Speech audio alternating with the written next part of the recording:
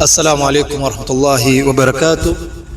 Wa alaikum assalam warahmatullahi wabarakatuh. Alhamdulillah. Amin. Naam. Alhamdulillah alladhi bi ni'matihi tatimu salihat wa salatu wa salamu ala ashrafil anbiya wa mursalin. Naam, ala Minhaj Kiunga nikiwa tena na Sheikh Abudi, bado tuko kwenye msafara.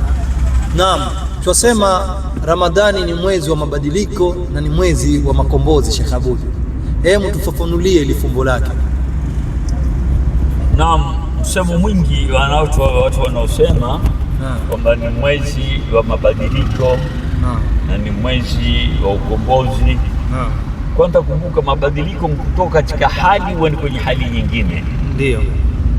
Kwa sababu mwezi wa Ramadhani una nafahati nyingi kutoka kwa Mwenyezi Mungu Subhanahu wa Ta'ala.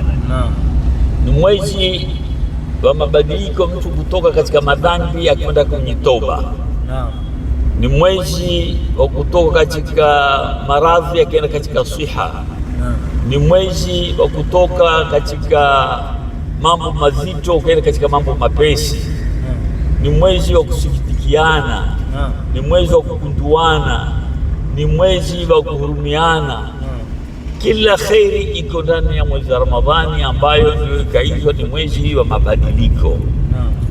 Kwa hivyo mabadiliko yake yote yaliyomo ndani ya mwezi wa Ramadhani ni mabadiliko ya khairi matupu. Vile alipokuwa mtu kabla ya Ramadhani kuja akabadilika ndani ya mwezi wa Ramadhani, anapopata ile tauba, akapata maghfira, akapata nafahati kutoka kwa Mwenyezi Mungu Subhanahu wa Ta'ala, hiyo ikaitwa ni mwezi wa mabadiliko. Na ni mwezi wa ukombozi. Ukombozi mkomboa mtu kumtoa katika madhambi akampeleka katika nini? Katika kusamehewa madhambi yake. Ikamkomboa kumtoa katika moto akampeleka kwenye pepo. Ndio maana ya makombozi. Hii ndio tafsiri ya ukombozi. Na hii ni muhimu sana kwa kila muumini katika mwezi wa Ramadhani, hakikishe ameyapata mambo mawili makubwa kama haya. Akisha kuyapata mambo mawili kama haya makubwa, basi yeye atakuwa min as-su'ada'il maqbulin. Amin, amin. Shukran Sheikh Abudi, Mwenyezi Mungu atuwekee shekhe wetu na inshallah tupate mafanikio na haya inshallah, na manufaa inshallah, tunufaishe sote inshallah.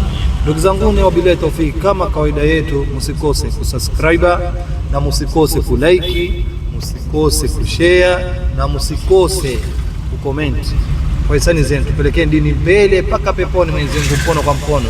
Bila tawfik. Shukran. Ndio. Inshallah bila tawfik, ndugu zangu.